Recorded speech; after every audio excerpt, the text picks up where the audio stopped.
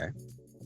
So that's interesting. You mentioned that you are a former police officer. So I'm curious, did any of that inform, or does that any of that inform in the roles that you take, or did it help in this particular role at all? Oh, absolutely. Absolutely. I actually did get the role because of my, former career as a police officer. It helped me to stay in that frame of mind for that role. Okay. So The Wire, for me, shined a spotlight on the socioeconomic issues plaguing the city of Baltimore. We Own the City revisits that. And I'm curious now, with your own unique perspective on it, do you think that there's been any improvement in the city, or do you think that there's been any improvement on the policing in that area to try and improve things for the citizens? It's a difficult question, because I don't want to throw a blanket statement out there.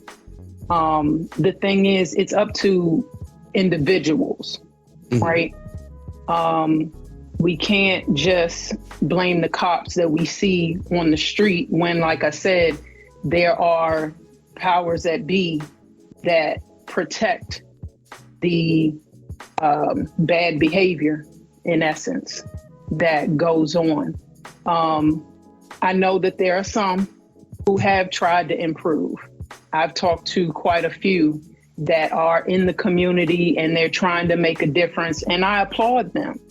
But at the end of the day, when you have these officers, again, that are power hungry and that, they don't really care about the community, it's selfish, it's a lot of things. And no matter what they do, it continues to be swept under the rug, or they get slapped on the hand. And then in the end, lives of the community are affected. Do shows like The Wire and We Own the City help by shining the spotlight on the corruptness or the inappropriate behavior of some of these police officers? I think they do. I think they do help, because the thing about it is, how can you know that something needs to be changed if you don't shine a light on it and say, hey, this is wrong. Like, this is what's really going on here, and something's got to be done to fix it. Otherwise we will walk around with our heads in the sand and assume, hey, everything must be okay. Absolutely. Absolutely. So between this show and We Own This City, we see the grittiness of the Baltimore in that area. Are there any positive stories that you want to see told from this area? Because, like, if I look at it just from these shows, and this is the only lens in which I got to see Baltimore, it's not a place I want to visit. They don't even have buses. But are there any positive stories that we think can be told from this area or from this city that we might want to see told, or that you might want to see told?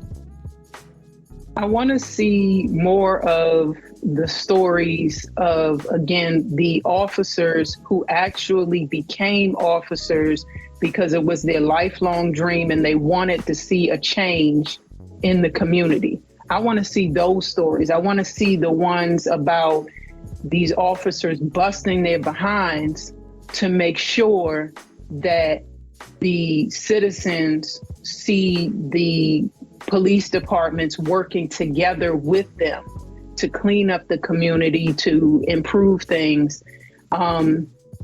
Unfortunately, it's been my own experience that when you try to do things like that, you're shunned, you get shut out, you're ostracized. It happened to me, which is why I say I'm a former police officer and not currently one. But, I'm a firm believer in God, and I believe that all that I went through molded me to be the person that I am now. Amen. So I'm really curious. I'm gonna go a little bit off script here, if you don't mind. So with that said, you kind of opened up something for me. What I know in our community, right? People who are Black and brown, being a police officer is almost like saying you're a 4-letter word sometimes. Can you talk a little bit about what inspired you to take up that career, and also a little bit of what inspired you to take up acting, because this is your new career? To be honest with you, I, again, grew up in DC. I saw a lot in terms of the good and the bad in the police department. And it was a choice that I made for my family, because it was a good career. I knew in the end I'd be able to take care of them. And I was hoping that I would be able to make a difference being the person that I was. I'll never know at this point, what impact I really had. But I don't know. I just wanted to make a difference. I think you're making a difference. It's kind of what inspired me to do this interview. I wanted to make sure that people that look like us see us working in the industry, and that we take time to show that growth and that process. Now, for all the people who are watching, for all those little girls, all those little boys who are watching, can you talk a little bit about your approach to finding roles and your experience in getting cast in this amazing production? Again, I am a firm believer in God. I pray. I know for a fact that He put us on this earth for a reason. Everybody that's here has a purpose, right? So that's my first thing.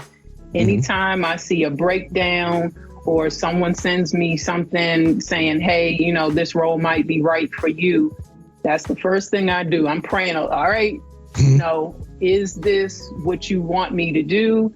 Does this align with my purpose? And so after that, I will consult with, maybe my agent, or a lot of things that I do are actually self-submissions. You have to be, my husband always said, you have to be your own best advocate. So I'm constantly looking on different sites, Actors Access, Dragon Up Connects. There are lots of them that I look on a daily basis, and constantly submitting, okay, am I right for this? And it's a grind. It's a grind, to be honest with you. You're gonna hear a lot of no's. And if you don't have tough skin, either you're going to develop it or you're not going to succeed in this, because you will hear, it's not just 100 no's. You're going to hear 1,000,000 no's. I know there are people's stories where it's like, I submitted for my first role and boom, I'm, some mega star. Like, okay, yeah, but for the most part, like, that's not how that works. You have to know that this is for you, and you just keep going, and it's not for the faint of heart, believe me. And if you're only in it for the fame or for the money, then there are plenty of social media platforms where you can make yourself very well known. But for those of us that want to put in the hard work and develop that reputation and become a household name, you got to stick with it. You got to work hard. And you also need to know who you are. That's the thing, because you can get easily lost and become something that you had no intention of becoming. I believe that. So anything else that you want to say to our audience before I let you go, or do you want to talk about where we're going to see you next? Well, from your lips to God's ears. Hey, at this point, I'm working on my craft.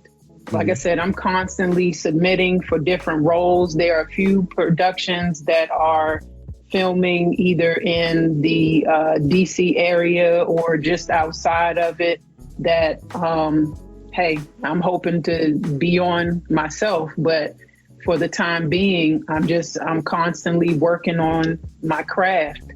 And I just want to let everybody know, keep going. I'm one of those people, unfortunately in our community also, there are a lot of us that we get to a certain point of what we call success and we never look back. Yeah. I'm not that person.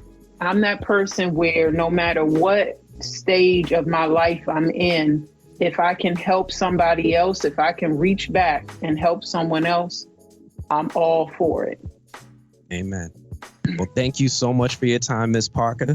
I really appreciate it. I'm looking forward to seeing you again. Thank you again. I really appreciate it.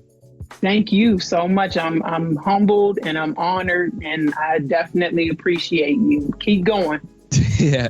Thank you so much. All right. So let me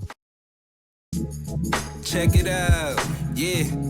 Scared money, make less of it. Don't ever let the chance pass you by. Just keep your eye up on the prizes. Life keeps spinning, these rules I break them. Life keeps spinning, them risks I take them. Run way to a bag, nigga thought you in the way, but I flew by. That G6 was in the sky.